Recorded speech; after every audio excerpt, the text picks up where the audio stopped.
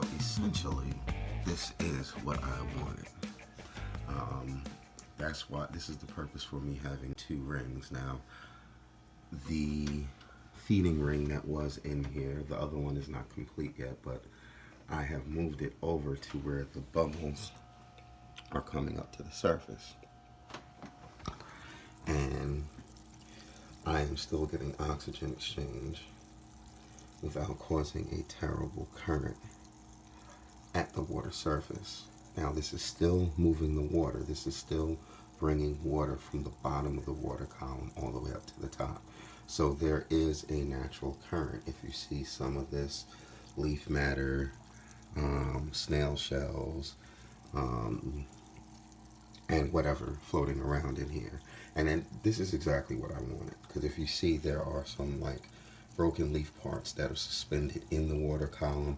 Like, this is going to make it easier for me to actually clean the tank, because this is a no water change tank with all this pothos in here. I mean, I'm hoping that I have enough biological filtration in order to handle the bio load. And actually, considering the amount of pothos that I have in here, I wonder if I'm producing enough bio load for the pothos. But now this is a sad state of affairs. This, not so much. I mean, I was expecting dieback from the pothos, and as you can see, the plant itself is still looking pretty green and healthy. It's the leaves that are dying back. You gotta kind of expect that when you put leaves in water. However, all these leaves back here are still looking big and full. So hopefully this movement in the water column will encourage water movement down here. But I'm still going to get that PVC pipe section, because I'm thinking that the best place for that is to be over here, because it's not the deepest part of the tank, but it's one of the fullest part of the tanks. Right now that's on that mound back there. You know, that has the soil underneath the gravel. And if you look at the water, there is a brown tinge to it, because some of that soil has leached through the gravel. And if you look at some of this gravel up front here, you will see that some of it has settled after leaching into the water column, and like even on that ship. Now, no, this is not an all-natural tank.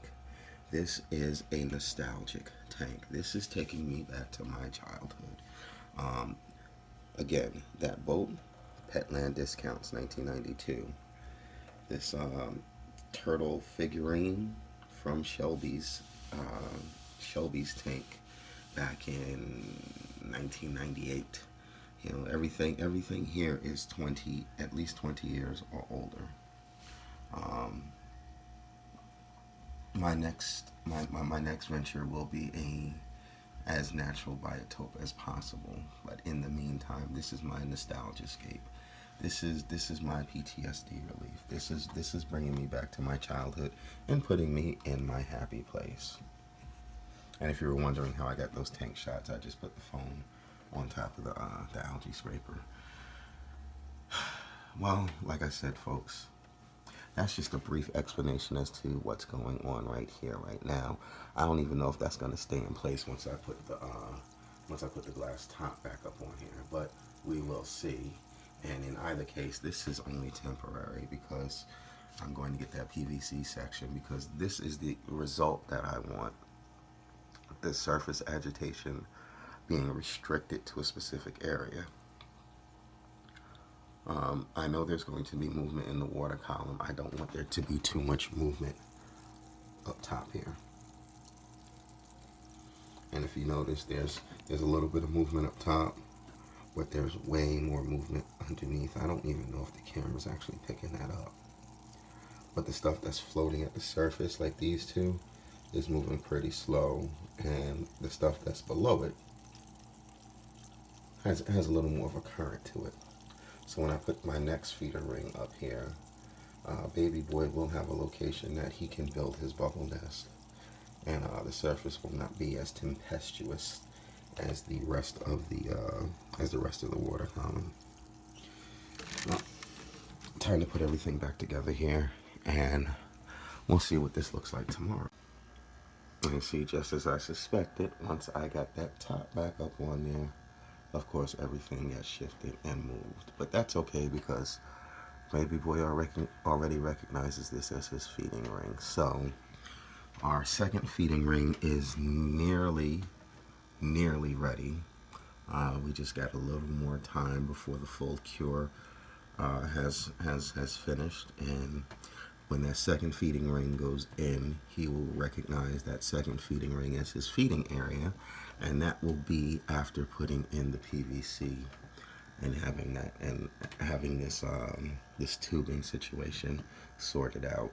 In the meantime, we've got us some good water movement in the water column, some better water movement in the water column. So hopefully this water down here is no longer sitting still and stagnant, and we will stop seeing stuff like this down here, because if you notice, like, that's the highest that you see it. Everywhere else it's below that level. And remember, I had first seen that on the roots down here, and I don't even see it on the root anymore. Oh yeah, no, it's on that one piece of root.